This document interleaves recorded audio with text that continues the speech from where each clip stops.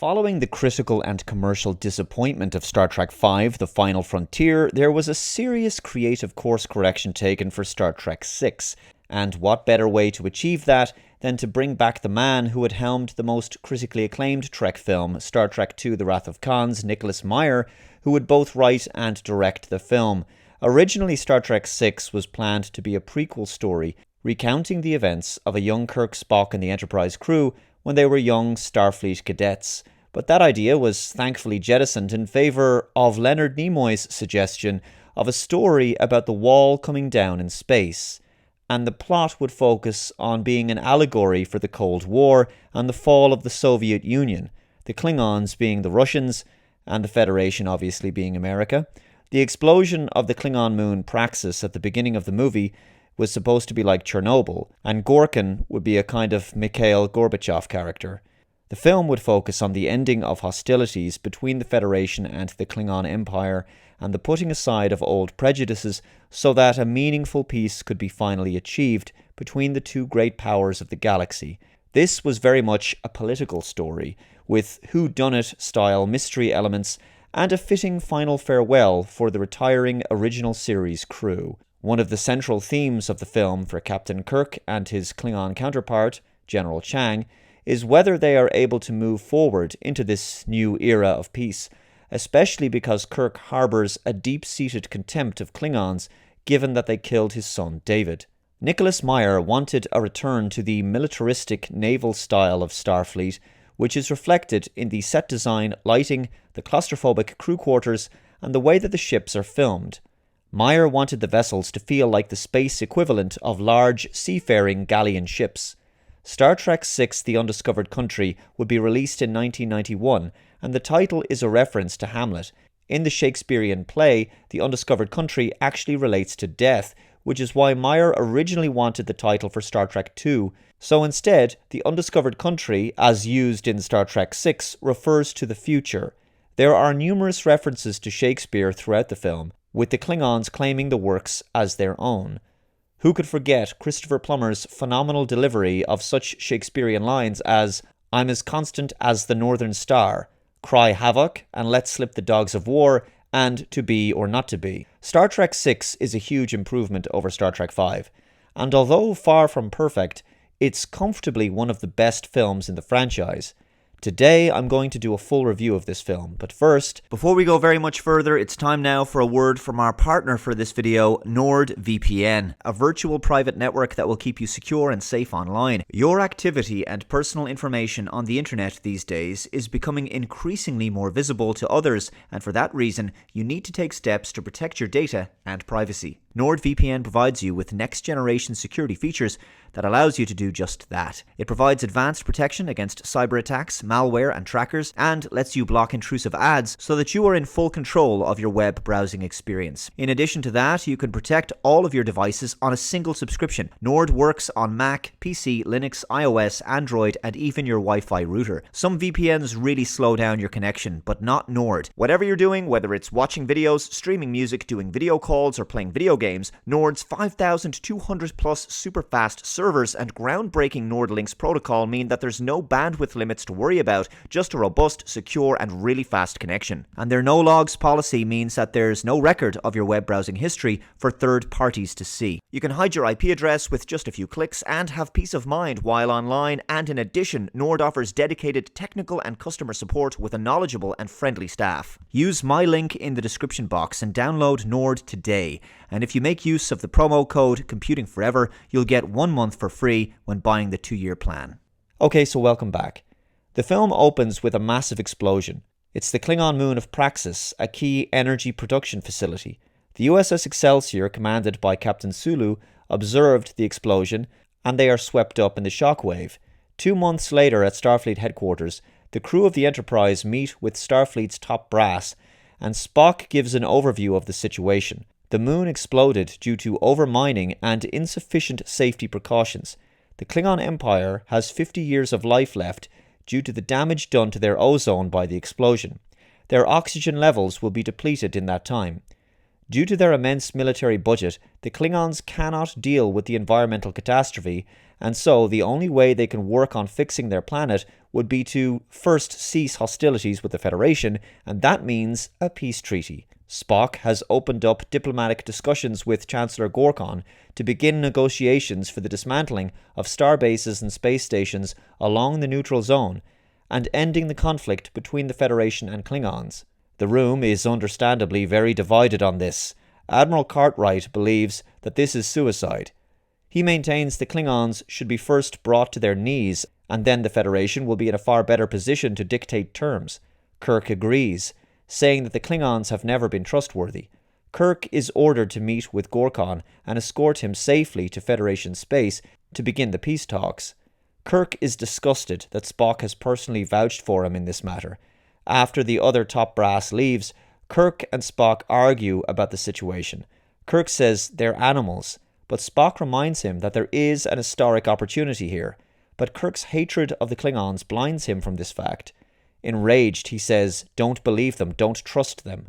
Spock responds, "They are dying," to which Kirk replies, "Let them die," before reminding Spock that the Enterprise crew are due to stand down soon, and they've done their bit for king and country.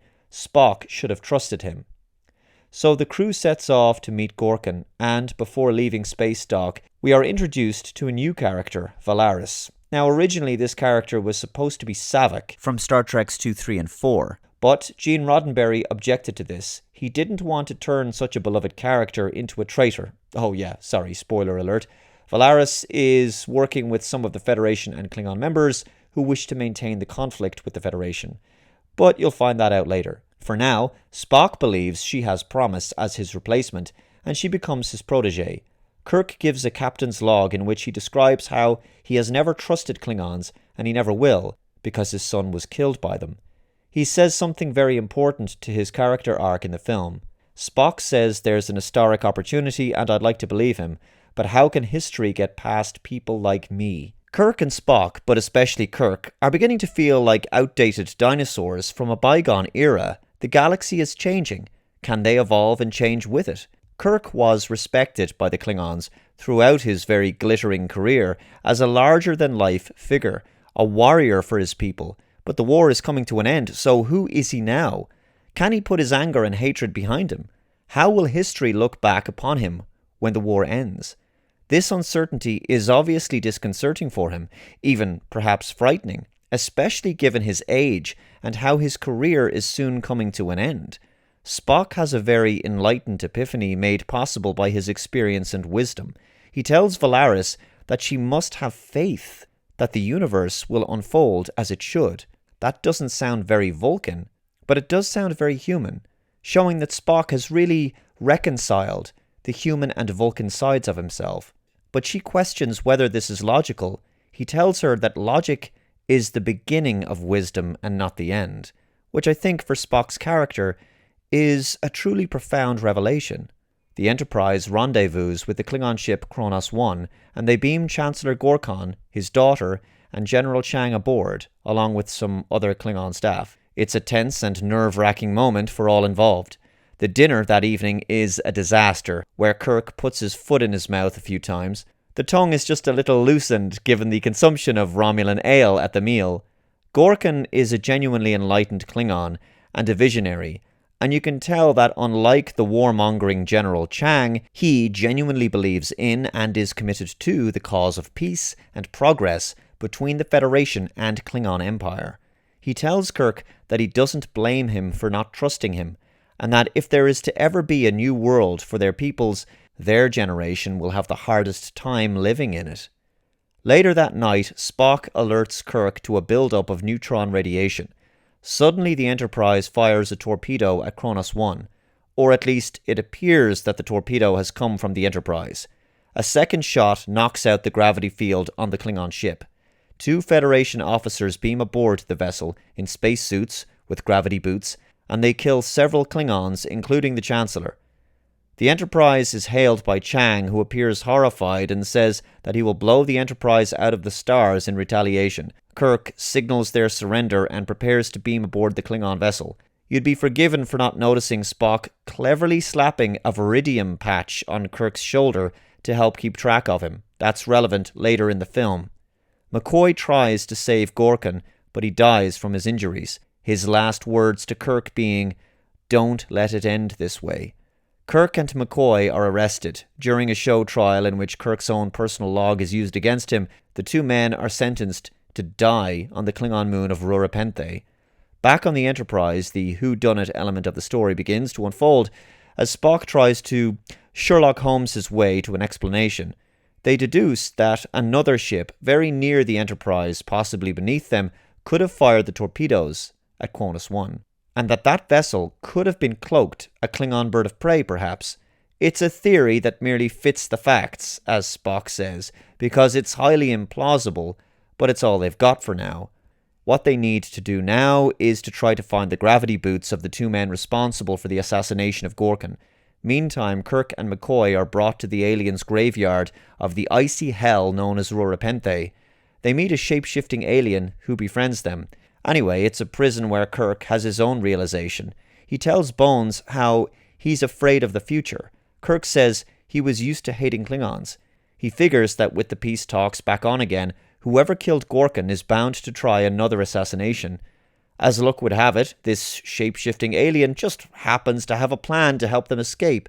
But it's a trap, and it's designed to serve as an excuse to kill both McCoy and Kirk. Thankfully, after some fisticuffs with his doppelganger, Kirk and McCoy are beamed aboard the Enterprise, and it's here where Kirk and Spock hatch a plan to draw out the traitor aboard the ship by using the dead henchman as a lure. It's Valaris, as predicted.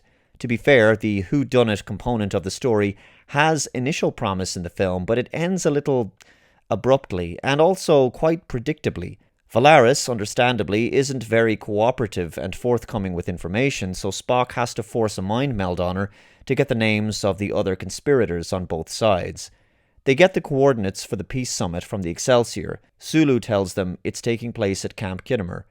So it's a race against time to reach the talks before the assassination takes place. Spock and Kirk discuss how their biases had affected their judgments in this situation. So, a battle ensues between the cloaked Klingon bird of prey and the Enterprise, which bombards the Federation ship with torpedoes. For some reason, we don't actually see the shields working in this film, although we are told by Scotty that they are weakening, and yet all of the torpedoes seem to go straight through the hull of the Enterprise. Not sure what's going on there, although it certainly does look cool and dramatic. Anyway, while the battle takes place, the peace talks are progressing. Christopher Plummer is just superb, delivering dramatic Shakespearean lines with flamboyant gravitas aboard the Klingon bird of prey. The Excelsior joins the fight soon after. McCoy and Spock work on modifying a torpedo to detect the engine output of the Klingon ship. The Enterprise is getting hammered with multiple hull breaches. With the torpedo ready, just in time, Kirk gives the order to fire, and the torpedo eventually detects the Klingon ship and hits it. From there, with the cloaking device disabled, the Excelsior and the Enterprise blow the ship to bits. They beam down to Kittimer, and Kirk saves the Federation president from a Klingon assassination attempt, although in a deleted scene it's revealed that the assassin was a Federation officer named Colonel West, played by Deep Space Nine's René Auberjonois. But I think it makes more sense for it to be a Klingon, actually, especially when the first assassination on Gorkin was two Federation officers. So I think it's good to see that both sides had conspirators willing to do the same thing. Gorkin's daughter asks, "What is the meaning of all of this?" And Kirk tells her it's about the future. Some people are very frightened of change. She says that he's restored her father's faith, and he says that she's restored his son's. The film ends with a kind of cheesy round of applause for Kirk and co. as they get back underway.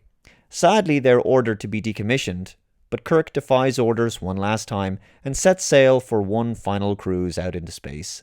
He concludes with one final captain's log, where he says where no one has gone before, a reference of course to the Next Generation, a kind of passing of the torch.